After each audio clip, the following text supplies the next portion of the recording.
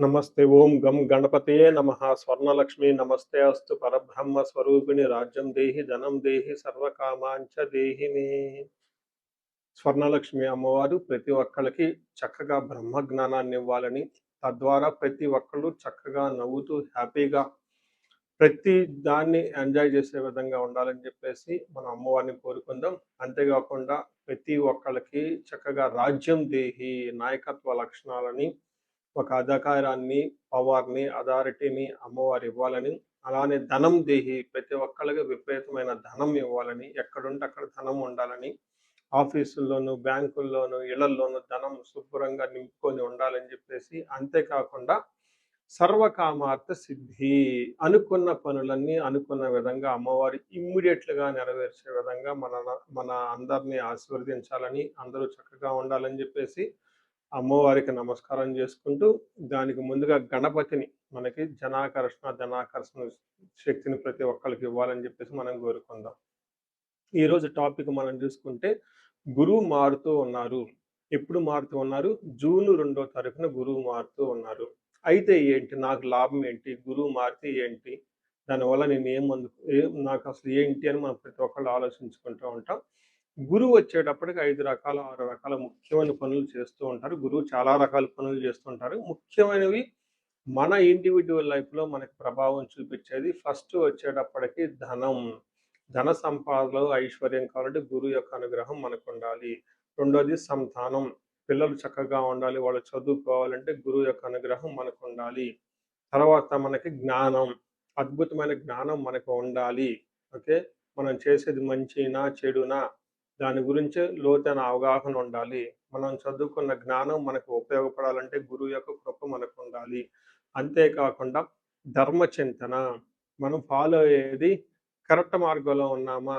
లేదంటే సన్మార్గంలో ఉన్నామా? లేదంటే తెలవకుండా వేరే మార్గంలో ఉన్నామా? రాంగ్ గైడెన్స్‌లో ఉన్నామా? రాంగ్ ఇన్‌ఫ్లూయెన్స్‌తో ఉన్నామా? ఇలాంటి యొక్క అన్ని విషయాలు మనకి గురువు ద్వారానే తెలుస్తుంది. ధర్మచింతన అంటారు. అంతేకాకుండా దైవభక్తి, టీచింగ్ ఇలా రకరకాల విషయాల్లో బంగారం, జ్యువెలరీ మనకెలా ఉంటుంది? ఏంటి? ఇలా ముఖ్యమైన యొక్క అంశాలు ప్రతి ఒక్కళ్ళ జీవితంలో గురువు మారటం ద్వారా మనకు ప్రభావితం చేయబోతూ ఉంటుంది. ఇది అయితే ఈ గురువు మార్పులో ఇంకా 2, 3 ముఖ్యమైన ఇంపార్టెంట్ పాయింట్లు తెలుసుకోవాలి. ఫస్ట్ గురువు మిథున రాశిలో నుంచి కర్కాటక రాశిలోకి మారుతూ ఉన్నారు.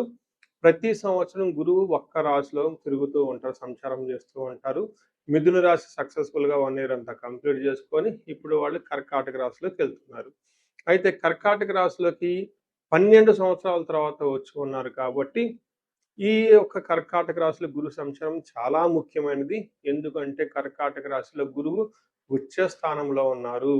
మంచి చక్కగా ఈ సంవత్సరం అంతా పిల్లలు ఎవరు పుట్టినా కానీ వాళ్ళకి గురువు జాతకంలో ఉచ్చ స్థానంలో ఉండి మంచి యోగ్యతనిస్తూ ఉంటారని మనం చెప్పుకోవచ్చు. సో, ఈ ఈ యొక్క ఉచ్చ స్థానంలో ఉన్న గురువు సంపూర్ణమైన ఫలితాన్ని, చక్కటి ఫలితాన్ని ప్రతి ఒక్కళ్ళకి ఇస్తూ ఉంటారు. అయితే వాళ్ళ యొక్క ప్రభావం 12 మనుషుల మీద ఉంటుంది. ఈ మనుషులందరూ 12 రకాల రాసులుగా విభజించడం జరిగింది. కొన్ని రాసులకి చాలా వరకు రాసులకి అనుకూలంగాను, కొన్ని రాసులకు ప్రతికూలంగాను, కొన్ని రాసులకి సామాన్యంగాను ఉండే అవకాశం ఉంటుంది. ఇప్పుడు మనం గురువు ప్రతి ఒక్కళ్ళ రాసులకి మేష నుంచి మీన వరకు ఎలాంటి ఫలితాన్ని ఇస్తూ ఉంటారు? ఆ ఫలితాలను మనం ఎలా ఎంజాయ్ చేయొచ్చు? ఇన్ కేసు ఫలితాలు గనక సరిగ్గా వాళ్ళకి అనుభవంలోకి రాకపోతే ఏం చేయాలి? అలానే కొన్ని రాసులకి ఖచ్చితంగా ప్రతికూలమైన పరిస్థితులున్నాయి. ఎలాంటి ప్రతికూలమైన పరిస్థితులున్నాయి? వాటిని తప్పించుకోవడానికి మనం ఎలాంటి పరిహారాలు చేసుకోవాలి అనేది కూడాను 12 రాసుల వైస్‌గా ఆ రాశికి ఎలాంటి ప్రభావం ఉంటుంది? దానికి మనం ఎలాంటి పరిహారాలు చేస్తే చక్కగా ఉంటామో కూడా మనం ఈ వీడియోలో మనం చక్కగా తెలుసుకుందాం. ఈ గురు మార్పు మీనరాశి వాళ్ళకైతే చక్కటి అవకాశాన్ని, అదృష్టాన్ని, మహాభాగ్యాన్ని తీసుకొస్తుందని నేను ఖచ్చితంగా చెప్తాను. 2025లో బాగా ఇబ్బందులు పడిన రాశులు ఏదైనా రాశి ఉందంటే మీనరాశిని గమనించుకోవాలి. ఈ మీనరాశి వాళ్ళు నాకు 10 కాల్స్ వస్తే 3-4 కాల్స్ మీనరాశి వాళ్ళయే వచ్చాయి అని గమనించండి. ఈ మీనరాశితో పాటు వాళ్ళ ఇంట్లో సింహరాశి ఉన్న, ధనస్సు రాశి ఉన్న, మేష రాశి ఉన్న, కుంభరాశి ఉన్న ఆ ఇంట్లో ప్రాబ్లమ్స్ చాలా అధికమయ్యే అవకాశం ఉంటుంది. భార్యాభర్తలు దాదాపు విడిపోయేదాకా వెళ్ళిపోయిన సంఘటనల దగ్గర నుంచి పిల్లలకి తల్లిదండ్రులు బాగా దూరంగా ఉండే అవకాశం కూడా చాలా చోట్ల నేను కొన్ని కేసుల్లో చూశాను. ప్రేమించుకొని పెళ్లి చేసుకొని అప్పటిదాకా చక్కగా ఉన్నవాళ్ళు విడిపోయే అంత పరిస్థితులు దాకా వచ్చే పరిస్థితులు నేను చూశాను.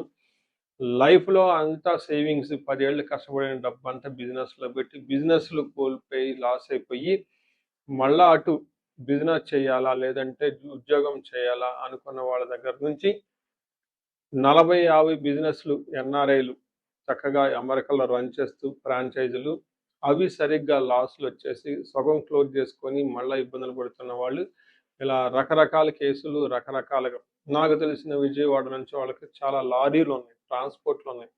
సగం ట్రాన్స్‌పోర్ట్‌లు ఈ టైంలో వాళ్ళకి లారీలు లాస్ అయిపోయారు. పార్ట్నర్స్‌ని నమ్ముకోవటం వల్ల. ఇలా రకరకాల కేసులు అన్నీ నేను చూస్తున్నాను. అయితే ఈ మీనరాశి వాళ్ళకి వాళ్ళ గురించి చెప్పుకుంటూ పోతుంటే ఆ కాల్స్‌కి అది నాకింకా ఎందో వస్తూ ఉంటుంది. ఫ్లోలో నేను ఎమోషన్ కూడా అయిపోతూ ఉంటాను. అలాంటి కాల్స్ అన్ని నేను కొన్ని ఇక్కడ పబ్లిక్‌గా చెప్పలేను. అన్ని రకాల కాల్స్ నేనున్నాను. అయితే ఈ ఇంత ఇబ్బందుల్లో ఉన్న ఈ రాశి వాళ్ళకి గురువు చక్కటి అదృష్టాన్ని, సౌభాగ్యాన్ని, ఆనందాన్ని, ఉత్సాహాన్ని తీసుకొనొస్తున్నారు. జూన్ తర్వాత ఖచ్చితంగా మీకు లైఫ్‌లో ఒక ప్రోగ్రెస్సు, ఇప్పటిదాకా పడుతున్న ఈ యొక్క అనిశ్చితికి ఒక ముగింపు పలికి కొత్త లైఫ్ అయితే స్టార్ట్ చేయబోతున్నారు. ఎలా అంటే మన మహర్షులు సంస్కృతంలో పురాతన గ్రంథాల్లో ఏ విధంగా చెప్పారంటే అర్ధలాభం అంటే ధనం మూలం ఏదేమంటారు జగం జగ ధనం మూలం ఇదం జగత్ అని చెప్పినట్లు ఈ జగత్తుకంతా ధనమే మూలాధారం లాగా అర్ధలాభం మీకు ధనలాభం రాబోతూ ఉంటుంది. ఐశ్వర్యం ఇది ఇంకా చాలా చాలా ఇంపార్టెంట్. అష్టలక్ష్మి మీకు రాబోతూ ఉంటుంది. స్వకర్మరతి హర్షితం చాలా బ్యూటిఫుల్గా చెప్పారండి సంస్కృతంలో దీని మీనింగ్. ఇప్పటిదాకా మీరు ఏదైనా పని చేస్తే అందులో సరిగ్గా కలిసి రాక వాళ్ళ దగ్గర నుంచి వీళ్ళ దగ్గర నుంచి విమర్శలు ఎదుర్కొంటున్న మీరు ఇక నుంచి ఏదైనా గనక పని చేస్తే ఆ పనిలో మీకు ఉత్సాహం, ఉన్నత పదవి అందరూ చాలా బాగుంది బాగుందని ఒక అప్రిషియేషన్ చేస్తూ ఉంటారు. దీన్ని స్వకర్మరతి హర్షితం అంటారు. అలానే సదా స్వజన సౌఖ్యం ఇప్పటిదాకా మీ దగ్గర ఉన్న బంధువులు కానివ్వండి, భార్యాబిడ్డలు కానివ్వండి, ఇంకొకళ్ళు ఎవరైనా ఉంటే వాళ్ళు మీతో కలిసి ఇబ్బందులు పడుతూ ఉంటే ఈ టైంలో మీ చుట్టూ ఉన్న వాళ్ళు చాలా సౌఖ్యంగా, హ్యాపీగా, ఒక కాన్ఫిడెంట్‌గా, సెన్స్ ఆఫ్ సక్సెస్‌తో మీ ముందు ఉంటారని మీరు గమనించుకోవాలి. ఈ విధంగా చూశారు కదండీ! సంతాన పరంగా, ఆనందం ప్రకారం, అధికారుల ప్రకారం శుభకార్యములు చేయుట, సంతోషాన్ని పొందుట, బంధు సౌఖ్యం, ధనలాభం ఇంకంటే అన్ని రకాల మంచి జరుగుతూ ఉందని మీరు గమనించాలి. One of the best position గురువు 5వ స్థానంలో ఉంటే లక్ష్మి యాక్టివేట్ అవుతుంది. అంటే జ్ఞానం యాక్టివేట్ అవుతుంది. మహాభాగ్యం యాక్టివేట్ అవుతుందని మనం చెప్తూ ఉంటారు. అయితే ఈ యొక్క ఏలినాటి శనిలో విపరీతంగా బాధపడుతున్న మీరు ఈ గురు సమా మారటం వల్ల 50% ఆఫ్ మీ ప్రాబ్లమ్స్ పోతాయని మీరు గమనించుకోవాలి. వీటితో పాటు మనకి గురువుకి సంపూర్ణ శాంతి పూజలతో పాటు శని సంపూర్ణ శాంతి పూజలు కూడా ఈ రాశి వాళ్ళు చేయించుకోవడం చాలా ఇంపార్టెంట్. ఎవరైనా కొత్త కొత్త పనులు చేయాలనుకున్నా, ఫారిన్ వెళ్ళాలనుకున్నా, లైఫ్‌లో ఎక్కడ స్టాగ్నెట్ అయినా కానీ శని సంపూర్ణ పూజలతో పాటు గురు సంపూర్ణ శాంతి పూజలతో పాటు మన్యు పాశుపత అభిషేకం ఇంట్లో చేపించుకుంటే చాలా బాగుంటుందని గమనించాలి. సో చూశారు కదా! గురువు ఈ రాశి వాళ్ళకి ఎలాంటి అనుకూల ప్రతికూలాలు తీసుకొనొస్తున్నారు, ఫలితాలు తీసుకొనొస్తున్నారు, అనుభవంలోకి రాబోతున్నాయో ఈ జూన్ నుంచి 2027 జూన్ వరకు 2026 జూన్ నుంచి 2027 జూన్ వరకు ఎలాంటి ఫలితాలు ఉన్నారో మనం తెలుసుకుందాం. అయితే గురువు యొక్క అనుకూల ప్రభావం మన మీద ఉండటానికి మనం కొన్ని రకాల పరిహారాలను ఖచ్చితంగా చేసుకోవాల్సి ఉంటుంది.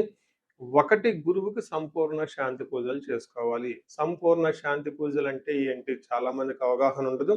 గురు గ్రహానికి మన శాస్త్రాల్లో, గ్రంథాల్లో ఏదైనా గనక ఒక గ్రహం మనకి సరిగా అనుకూలించకపోతే ఆ గుర ఆ యొక్క గ్రహం యొక్క